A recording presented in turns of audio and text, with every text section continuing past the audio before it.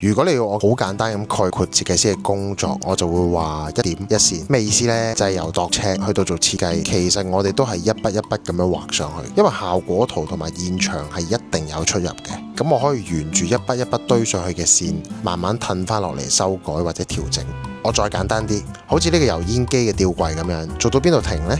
油煙機又點樣出風呢？呢個好視乎現場有冇窗花，有冇橫梁，同埋喺我哋嘅世界，每一點一線其實都計到數嘅。咁所以變咗你嘅材料要預幾多啦，幾多錢，入唔入到 lift，全部都係喺我哋呢度。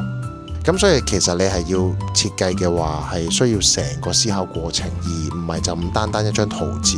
然後喺做嘢過程裏邊，點樣可以用最少嘅時間、最少嘅人工同材料，達到你想要嘅效果。咁呢個就係設計師真正嘅角色咯。講完唔知幫唔幫到你，不過有感而發，純粹分享。留意我更加多設計資訊帶俾你。